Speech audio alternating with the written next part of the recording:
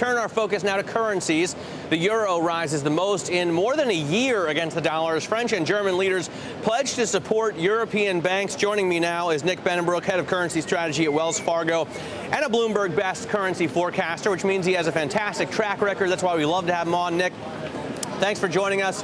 What do you make, first of all, of the meeting of Sarkozy and Merkel over the weekend? I mean, is it have they agreed to come up with a permanent solution to really deal with the problem of European banks and solve everything by the end of the month? Well, it was a pretty impressive reaction by the markets today. And really, when you look at what they said, they said we're going to recapitalize the banks and look at some other measures, but didn't provide any details at all. So I think one of the reasons we got such a strong reaction today was that the market was especially short euros and sentiment had been negative until very recently. So, I think we still need to wait and see early November to what they actually deliver. Yeah, you know what? I haven't been making as big a deal of it over the last hour as maybe I should. We're up almost 300 points on the Dow today, about 3% on the S&P, 1189, and currencies are putting in big movements. Where are you seeing, besides the euro, some other big swings? Is it concentrated in Asia? Well, we've seen a lot in emerging Europe as well, but also the down under currencies, Australian and New Zealand dollars. The Australian dollar's back through parity as well. So it's pretty much across the board. Markets doing well from Friday's jobs report helped sentiment, and then, looking at this announcement over the weekend very positively, it's just continued those foreign currency gains. It's basically risk on is the idea today, right? Very much so, and I think overall it's valid. I mean, certainly there were very encouraging noises from Ms. Merkel and Mr. Sarkozy, but we do have to wait and see what exactly they say, because we've been here before. We had the July 21st agreement, so we need to see the details around today's pledge as well.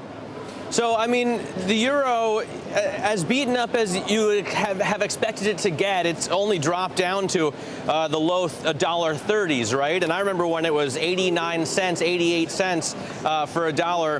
Where do you see the euro going? I mean, assuming that Greece inevitably has its issues, assuming that they need to spend a lot to recapitalize these banks, what happens to the currency? Well, I think we'll have a month of relative stability, but when you look at the solution to the problems that Europe faces now, part of it's going to be in terms of addressing the debt crisis, but part of it's going to be in terms of European monetary policy. We've already seen easier liquidity.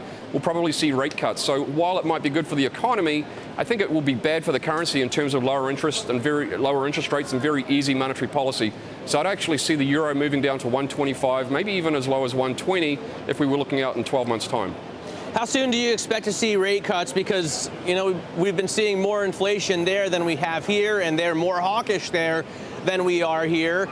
And then you've got to also consider that Ben Bernanke loves to rev up his printing press as well, right? If they make some cuts, then maybe we'll just print another $1 trillion. Well, that's always a possibility, of course. I think rate cuts from Europe could come within the next month or two, November, December. We saw the first phase in terms of the easier liquidity at the October meeting. And so, not too far away. And then, as far as comparing European monetary policy to US monetary policy, what I would say is that we've seen a very dramatic swing in Europe, gone from monetary tightening to actual monetary easing. And I think that's going to be most relevant for the currency. And that's why I think the euro actually goes down, even if the Federal Reserve does, as you say, is somewhat easy in terms of its policies as well. What do you think, Nick, of the idea of currency wars? I mean, we hear that talk fairly often lately, and I'm not talking about China here. But, a lot of big economies, I'm not only talking about China, a lot of big economies want to keep their currency as weak as possible so they can export during this global slowdown. Do you see that heating up, or does that kind of fade away? No, I think we've got a little bit of a truce perhaps in the currency wars. What we do see, though, is two battle lines are set. We've got the major economies, the Federal Reserve, the Bank of England and the European Central Bank, all with very easy monetary policy. So I do think over the long term there'll be underperformers. And the other currencies that you mentioned, China, Brazil, those currencies might strengthen, but with the corrections that we've had over the last, let's say, 4 to 8 weeks during this period of volatility, I don't really think that's going to be such of an issue as it was, let's say 3 to 6 months ago. Got it. Hey, Nick, thanks so much for joining us. Nick Bennenbroek there of Wells Fargo. Pleasure to get some time with him. We're